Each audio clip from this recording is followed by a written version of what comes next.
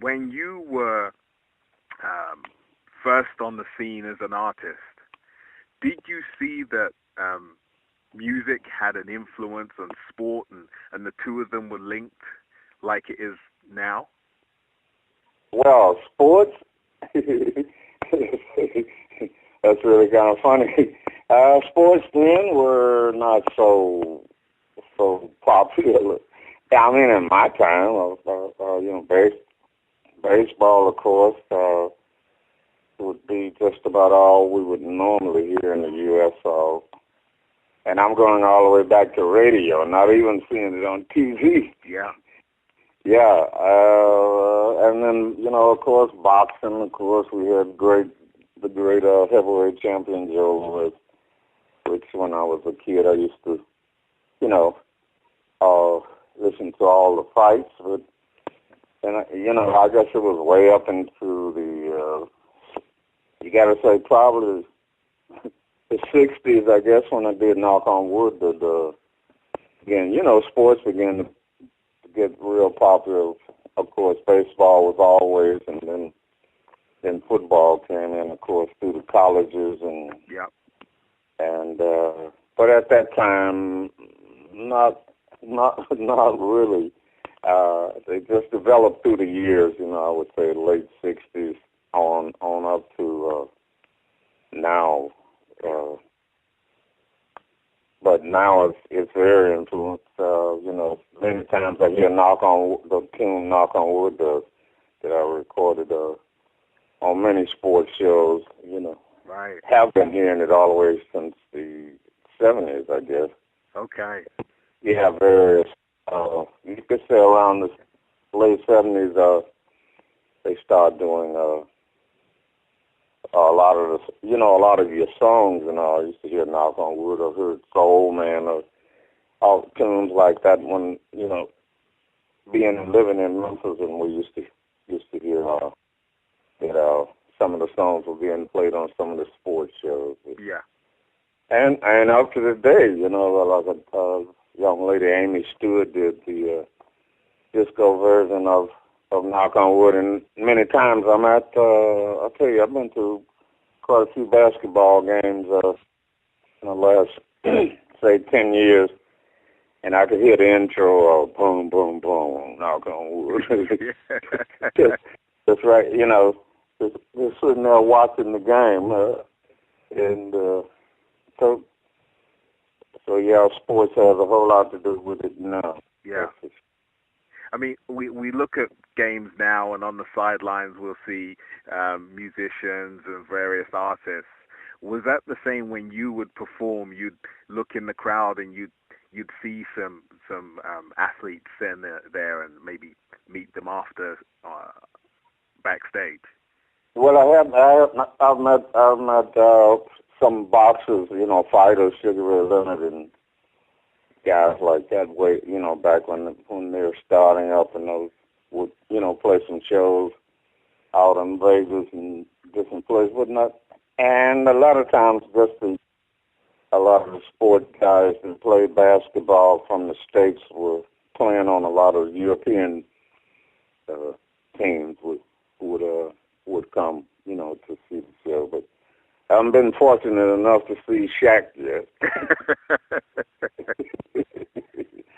Well, those guys, they would have grown up with that music. Their parents would have been playing. Well, yeah. They definitely know the music. Mom and Dad gonna teach them the music, but it's more plentiful now for my son. I have a son named Anthony Floyd, who I'm recording a lot of stuff on. And so, maybe when, you be fortunate enough to get some hits, you'll be able to, see some of, and hang with some of the stars and that are out there now, And so they kind of pass me by a little bit. I see them on television. Yeah. Wow. Do you think that the music had an impact on athletes? Oh, yeah. Well, yeah. I mean, you can basketball, way back when the most of the young kids was trying to emulate the players, and liking the way they dress and the whole bit. And I guess a lot of the hip hop music came into that particular groove. But then they've used all types of music. They use James Brown a whole lot. Yep. They use a lot of his stuff, and then that's when we realized that, well, okay, there's no limit to that. You may hear your stuff anytime. You can never tell when it's gonna pop up, and that's what happens. Like I'm saying, I watch TV and I look up, and boom, there are songs. Yeah. Has a whole lot to do with music now.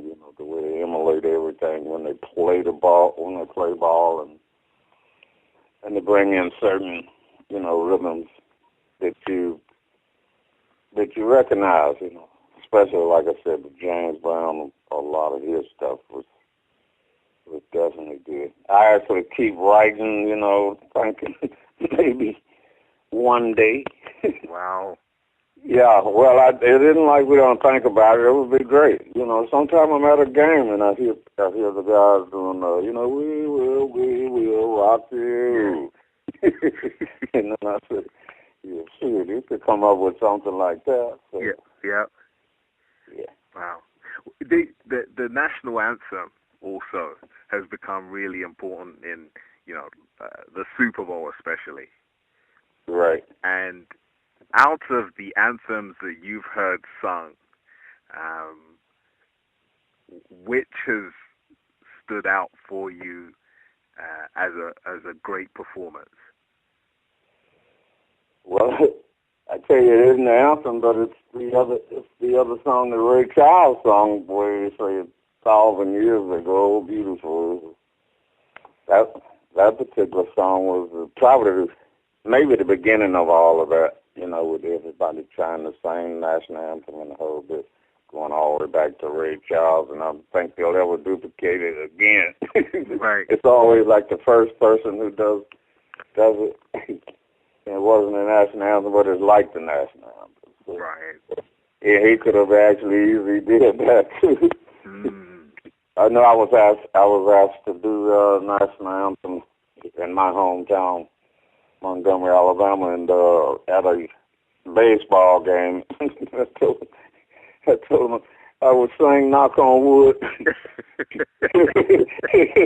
I said I'll sing a little "Knock on Wood," and actually they gave me a very little time. Right. I guess it's okay if you're not going to sing the national anthem, just give them half a minute of "Knock on Wood." Thank you very much. And when I was up. Then I was off. I said, well, you stand up there and sing it with the people. Now everybody tries to, I guess everybody tries to watch me sing it. I'll try to outsing the last person they heard singing it until it's become, well, sometimes very comical. Right. when you hear it, because it depends on the artist, And then people actually really be waiting on that particular artist to say whether they sung it good or bad, or not for the purpose of what it was. Right. So because that's what there was a situation with Beyonce, wasn't there? Oh yeah, well, almost every artist that comes up. I mean, when you do look at it, yeah, but they did have one on her. I didn't see it, but I know that's the way it goes. So you better have it straight when you do it. And I don't know what's correct. It is correct, Yeah. Everybody has done it their own way.